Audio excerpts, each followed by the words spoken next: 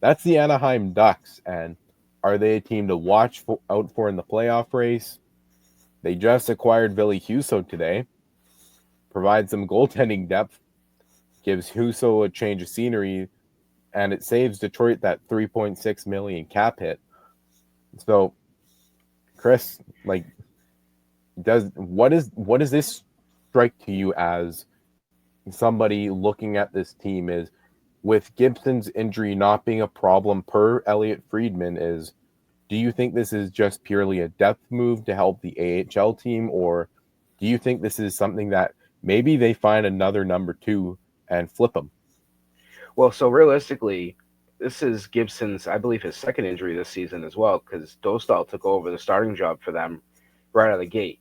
And here we are sitting, end of February, and the Ducks are 7-2-1 in their last 10, 6 points back of a playoff spot, and also have gotten a point in every game in February so far. So they got a stretch coming up. They got the Sabres, Canucks to end the month, and they got Chicago. To me, I mean, one of the teams you're chasing is in that game. You come away in that 3 game stretch with 6 points, you're right in that playoff spot.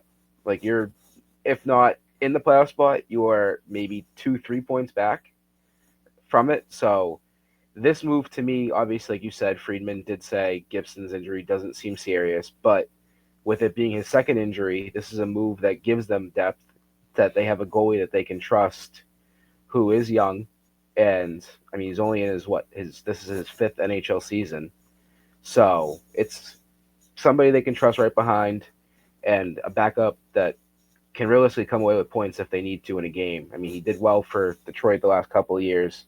Obviously, wasn't the goalie he was in St. Louis, um, but they're a team that I'm worried about because, like I said time and time again, Vancouver's selling from what they've seen. I mean, they haven't done much. They've extended the guys they have brought in, but they got rid of their big names, and we'll get to a couple other names that we've heard them talk about.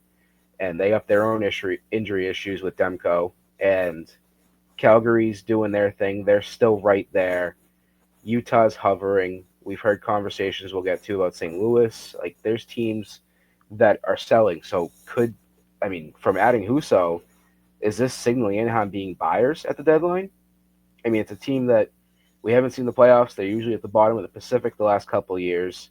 It's a team that I think, obviously, seeing the Kings win in 2000, what was it, 12 and 14, I believe, that, obviously California, Vegas winning when they did, like that area of hockey's growing. Getting Anaheim back in the playoffs would be a great sign for hockey out in California. And so, I mean, it's a good move. On the side of the Red Wings in the trade, it tells me something big's coming because they just freed up all that cap space. There's a move going to be made. And obviously, I wrote right before the break that there was talks of Tarasenko was going to be gone over 4 Nations. That was what was being talked about, and that never happened. So, is there a move coming that includes Tarasenko in it that brings the Red Wings back a big piece that they can have realistically in their top six? Because they've had Kane, aside from, I think it was just the first 2 games back, but Kane has been in the bottom six as of late. And so that's a player, obviously, you add to the bottom six, like I talked about a couple weeks ago when we had the Red Wings discussion. They need a bottom six scorer, and you move Kane down there. That's a scorer that usually is in the top six that's now adding to your bottom six. Plus, they also have injuries that just happened over the weekend, and Andrew Kopp, who got placed on IR today, and Rasmussen got hurt yesterday against Anaheim with an interesting hit that wasn't called. Zegras Yeah, obviously got 3 games today. and I So I tweeted out earlier today that is there was no intention to play the puck. Zegras immediately charges at him, doesn't break a stride, and then jumps into the hit. And principal point of contact is the head. And I also mentioned is I'm pretty sure it's going to be 2 or 3 games, knowing how things go. And yeah, it was 3 games. I would have been surprised if it was 1 or 4, to be honest with you, because we've like there's been a lot of prior hits like that for first time offenders have been that 2 or 3 game mark.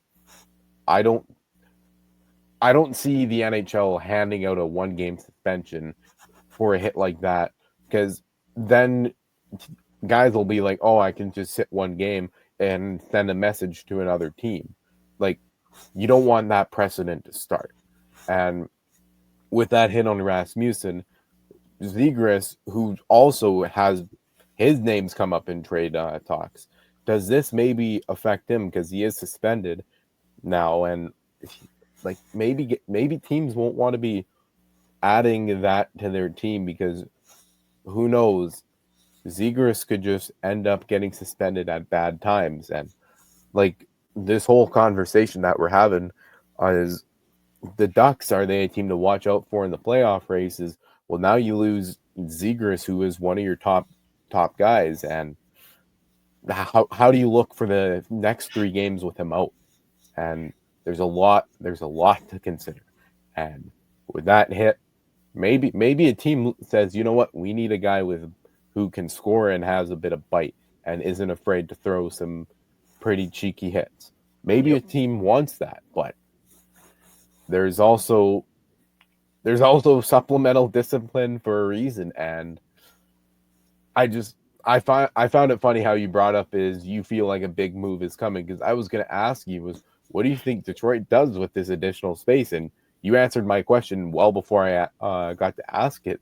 And I just find all of this trade talk funny because like the Husso trade happens right before we hop on, and I was like, I'm sitting there, I'm like, okay, maybe something else is going to happen. Maybe we're going to see one or two more, but it's not the case. And